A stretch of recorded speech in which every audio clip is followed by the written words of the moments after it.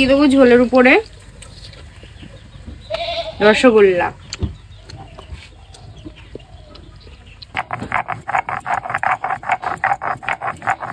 গেছিল হচ্ছে বাজারে তোমাদের দাদাভাই, বাজার থেকে কি কি নিয়ে এসছে আমি জানি না, এনে তো ব্যাগ আমার কাছে ধরিয়ে দিল। তো প্রথমত আমি বেরো করছি, এখানে আছে আদা বলেছিলাম একটু আদা আনতে। আর এই জিনিসটা দেখে অনেকে বুঝতে পারবা এটা হচ্ছে টক দই, এটা দেখে হয়তো অনেকে বুঝতে পারবা। আর আমি বলেছিলাম এলাচ নিয়ে এলাচ কটা এনেছি কোনো, আর দুটো আনতে পারতাম। এটা এনেছে কাজু, এটা হচ্ছে কাজু তোমাদের দাদাভাইয়ের জন্য এই কাজুটা। আর স্পেশাল জিনিস হচ্ছে এইটার মধ্যে কি আছে আমি বলতে পারবো না। পোল্ট্রিও মাটনও থাকতে পারে, চিকেনও থাকতে পারে, আরো অনেক কিছু থাকতে পারে। দেখা যাক কি এর মধ্যে, আমি জানি না।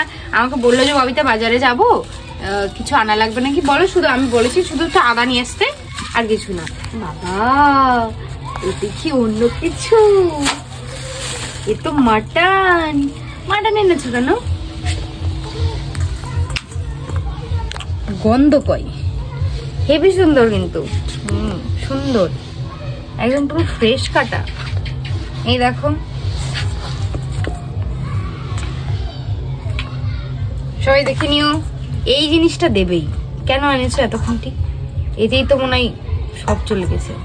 দেখো তো দিয়েছে। তো গাইস সবকিছু করি, এটা এখন কাটবো আমি, কেটে ধুয়ে পরিষ্কার করে সবকিছু করে টোরে আবার দেখা হচ্ছে তোমাদের সঙ্গে। তো আমি সাইডের তেলগুলো আলাদা করে নিচ্ছি। এটা হচ্ছে তেল, দেখো কত তেল এনেছে।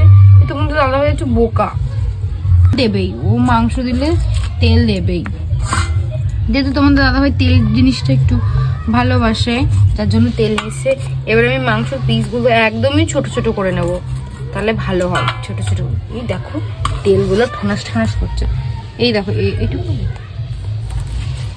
তো আমি মাংসটা পুরো ফ্রেশ, আজকেরই মনে হচ্ছে, আজকেই কেটেছে সেরকমই তো লাগছে। তো আমি এদিকে সবকিছু কেটে টেটে গুছিয়ে আজকে তোমাদের দেখাবো আমি কিভাবে মাটন রান্না করি। অনেকে আছে প্রেশার কুকারে সেদ্ধ করে নেয়, আমি না প্রেশার কুকারে সেদ্ধ করি না, আমি ভালো করে কষিয়ে রান্না করি, ওটাতে আরো বেশি স্বাদ হয়। তো আমি কিভাবে রান্না করি তোমরা দেখো, ভিডিওটা শেষ থেকে লাস্ট মানে একদম প্রথম থেকে শেষ পর্যন্ত দেখো, আর বলো যে ববিতা আমরাও এইভাবে রান্না করি বাড়িতে। অনেকে আছে আরো ভালো করে রান্না করো। এইটুকু পিস থাকবে, এত ছোট খাসির মাংস পিসটা একটু ছোট রাখাই ভালো আমার ক্ষেত্রে। দেখো সবার ক্ষেত্রে সমান হয় না, জিনিসটা আমি একদমই হেট করি, আমি এই জিনিসটা আমার একদম পছন্দ হয় না। এটা কোনো ক্ষেত্রেই, পোলট্রি হোক অন্য কোনো কিছুতেও আমি মেটেটা খাই না, আমার ভীষণ ঘৃণা করে, একটা মেটে মাটি গন্ধ পাই, যার জন্য আমি মেটেটা খেতে পারি না। তো বলছিল যে একটু মাটন নিয়ে আসবো, আমি ফোন করেছিল আমার কাছে যে ববিতা কি একটু মাটন নিয়ে আসবো, আমি সেটা তোমার ব্যাপার তুমি আনবা কি না। তো অনেকেই আছে এটা খুবই ভালোবাসো, যে ভালোবাসো অবশ্যই আমাকে বলো যে হ্যাঁ ববিতা আমরা খুব ভালোবাসি মাটন খেতে, আমাদেরও খুব ভালো লাগে। তো একদিন সবাই আসবে আমার বাড়িতে, আমি বলবো আসবে যারা মাটন খেতে ভালোবাসো আমাকে কমেন্ট করো, অবশ্যই তোমাদের সকলকে একদিন আমার বাড়িতে ইনভাইট করব মাটন খাওয়ানোর জন্য। আমার হাতের মাটন মানে আমার হাতের রান্না করা মাটন। এটা কি তেল ওর মধ্যে দেবো? তুমি এত তেল নিয়ে এসছো কেন? আমার এখন রাগ হচ্ছে তোমার উপর। মাটন কাটা হয়ে গেছে, দেখো কেমন ভাবে কেটেছি, একদম পুরো ছোট ছোট করে পিস করেছি, বেশি বড় না আবার বেশি ছোটও না, মিডিয়াম করে। তো সবকিছু করা হয়ে গেছে, এখন একটা ধুয়ে আমি মশলা করব। কি কি মশলা দিই তোমরা তো জানো যে মাটনে কি কি মশলা দিতে হয়, তাও আমি তোমাদেরকে দেখিয়ে দেবো। আখাটা ধরিয়ে দিয়েছি, আমি আলুগুলো কেটে নিয়েছি দেখো এরকম ভাবে, বেশি বড়ও না আবার বেশি ছোটও না। এখন আমি আলুটা ভেজে নেবো। সবাই ভাবছো আমি এক হাতেই রান্না করি, আমাদের আর গ্যাসে রান্না হয় না, যেহেতু গ্রামে থাকি গ্যাসটা খুবই কম ইউজ করা হয়, খুবই কম, একদমই না বললেই চলে। যখন দেখি বর্ষাকাল হয়, যখন বৃষ্টি পড়ে, বৃষ্টি হয়, তখন গ্যাসে রান্না করি।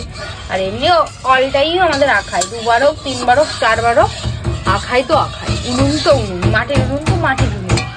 তো কারা কারা মাটির উনুনের রান্না ভালোবাসো অবশ্যই আমাকে কমেন্ট করে জানিও। আলুটা ভেজে নিচ্ছি। এবার আলুগুলো একটাই আলু ছিল, বাস এই একটা আলু থেকে আমি এতগুলো পিস করেছি। তো এদিকে আমি আলু ভেজে নিই, এদিকে আমার সব কিছু করা হয়ে গেছে। এরকম মশলা করেছি, তোমরা দেখানো হয়নি। এই যে এর মধ্যে আর একটা নতুন জিনিস অ্যাড করেছিলাম, সেটা বলা হয়নি, কাজু বাদাম। 2 থেকে 3টে না 4টে বা 4টে।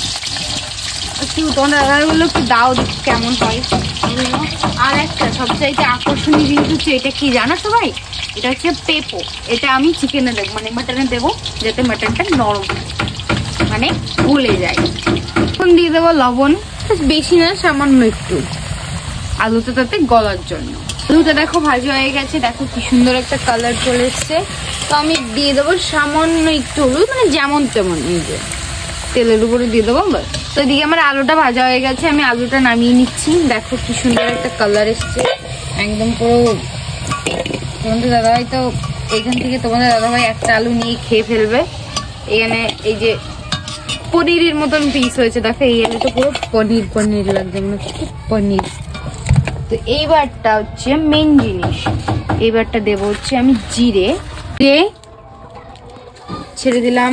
না একটা দেবো, পরে যদি দেখা যাক যদি ঝাল সেরকম যদি না হয় তারপরে দিয়ে দেবে। আমার একটু উঠতে হবে, কারণ তোমরা দেখো তেজপাতা থাকে, যে তোমাদের বাড়ির পাশে অনেক তেজপাতা গাছ আছে।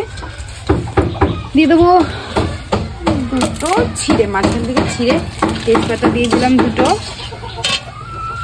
তো এখন দিয়ে দিচ্ছি পেঁয়াজ। ভেবেছিলাম একটু গ্রেট করবো, তা গ্রেট করার সময় আর মনে ছিল না, তার জন্য সবটুকুই দিয়ে দিতে হলো। তো আমি পেঁয়াজটা এখন ভেজে নিই, তারপরে মশলা দেব, মানে মশলা দিয়ে মশলাটা একটু কষিয়ে নিয়ে তারপরে তো মেন পার্ট। এখন দিয়ে দেবো বেটে রাখা মশলা। আমি জানি মশলা পাটায় বাটলে খুবই স্বাদ হয়, আমরা আজকে একদমই টাইম ছিল না, যার জন্য আর পাটায় বাটতে পারিনি।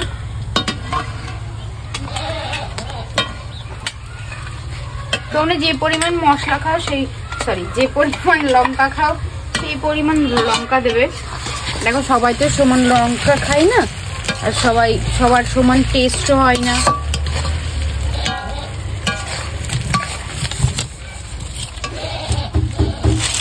জানি না কেমন হবে, আমার তো ভীষণই ভয় করছে। এই হচ্ছে দ্বিতীয়বার রান্না করছি মাটন। এর আগে একবার রান্না করেছিলাম, সবাইকে বলেছিলাম গাইস আমি আজকে মাটন রান্না করছি। মাটন আবারও আজকে তোমাদের দাদাভাই নিয়ে চলে এসছে মাটন। মাটন জিনিসটা না সবাই রান্না করতে পারে না, আর এই মাংসটা দেখে সবাই ভয় পায়। সবাই ভাবে কি গলবে তো জানি কেমন হবে ওই জিনিসটা।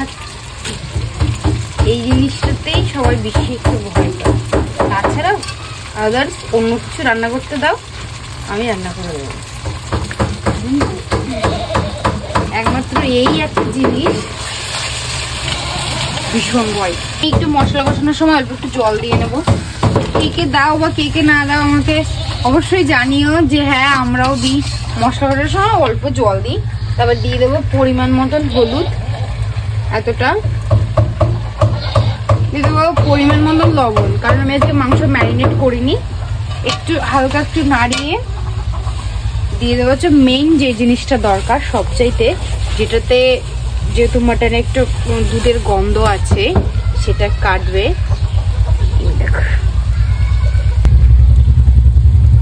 তো গাইস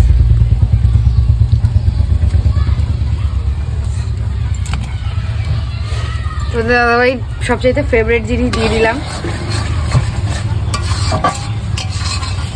রসুন। আর টক দইটা দেওয়ার কারণ হচ্ছে মাংসটা কোনো স্মেল থাকে না বাজে।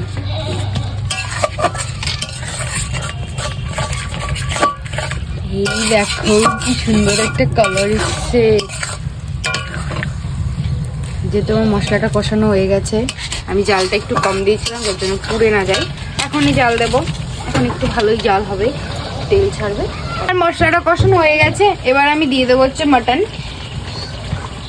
জাল দেবো, এই হচ্ছে আমার মাটন। হাত দিয়েই দিই।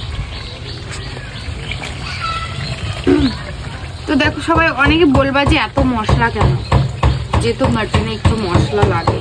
দেখো সবাই তো সব রকম মশলা খায় না, তার জন্য আমি একটু বেশি দিয়েছি। কারণ আমাদের বাড়িতে সবাই স্পাইসি, একটু মশলা, একটু গ্রেভি গ্রেভি পছন্দ করে। যেহেতু এটা আমি আজকে ঝোল রাখবো না, গ্রেভি করবো, যার জন্য একটু মশলা তো চলেই। দইটা দেওয়ার পর আরো বেশি মনে হচ্ছে, যখন দইটা কমে যাবে তখন মশলার ভাতটা কমে যাবে। এবার আমি আস্তে আস্তে মাংসটা কষিয়ে নেব, মানে আস্তে আস্তে মাটনটা কষিয়ে নেব আস্তে আস্তে, একদমই লো ফ্লেমে। মানে যেহেতু গ্যাস তো নয় এটা রাখা, একদমই একটা দুটো খড়ি দিয়ে জাল দেবো। কষানোর পরে দেখবো যে ঝাল কেমন আছে। ঝাল যদি বেশি হয় তাহলে আর দেবো না, ঝাল যদি কম হয় তাহলে দুটো কাঁচা লঙ্কা চিড়ে দেবো, বাস, আর কিচ্ছু দেবো না। আমি ছোট ছোট করে পিস করে দিয়ে দিয়েছি 2-4টে পেঁপো। এখানে হচ্ছে গলানোর জন্য, মাটনটা গলানোর জন্য 2-4টে পেঁপো দিয়ে দিয়েছি। আর এখন কিছুক্ষণের জন্য একটু ঢেকে দেবো, অল্প একটু ঢেকে দিলাম, বেশি সময় না, অল্প সময়ের জন্য একটু ঢেকে দিয়েছি।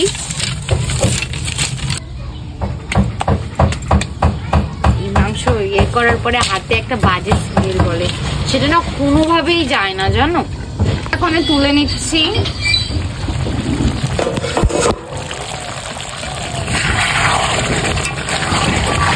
দেখো কত সুন্দর কালার হয়েছে। তোমরা হয়তো এখানে বুঝতে পারছো না কেমন কালার হয়েছে, কিন্তু আমার এখান থেকে খুবই সুন্দর একটা কালার দেখা যাচ্ছে। তো এখানে আমার মাংসটা কষানো হয়ে গেছে, দেখতে পাচ্ছ সুন্দর সুন্দর একটা কালার এসছে। এই পোলট্রি হলে আমি এইভাবে রেখে দিতাম, জল দিতাম না, কিন্তু এ তো মাটন, এটা তো জল দিতেই হবে, মানে গরম জল। যেহেতু আমি গরম জল ছাড়া মাংস রান্না করি না, সবাই জানো। আমি এখন এটাতে ঝোল দিয়ে দিয়েছি, দেখো। এবার ঝোল যেহেতু দিয়ে দিয়েছি, এবার এগুলো দিয়ে দেবো ঝোলের উপরে। রসগোল্লা,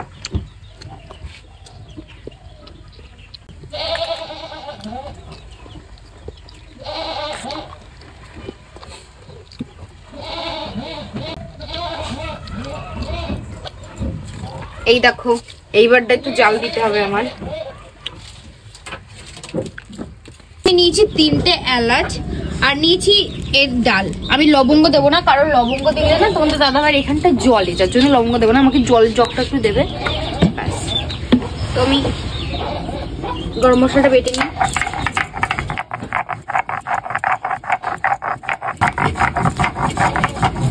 এলাচের এত সুন্দর সেন্ট বেরিয়েছে, মানে তোমরা যদি আমার কাছে থাকতে বুঝতে পারতে, এত সুন্দর স্মেল বেরিয়েছে। তো এদিকে আমার বাটা হয়ে গেছে, ওদিকে জাল টকবক করে ফুটছে, শব্দ শোনা যাচ্ছে, জানি না তোমরা পাচ্ছ কিনা। এবার এটা পাটার উপরেই ঢেকে রাখবো, কারণ এখনো তো দেওয়ার টাইম হয়নি, তাড়াতাড়ি করবে।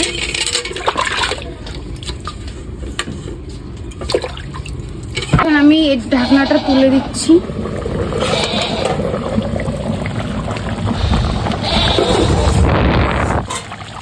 তো গাইস, বলেছিলাম রসগোল্লা হবে, লুক।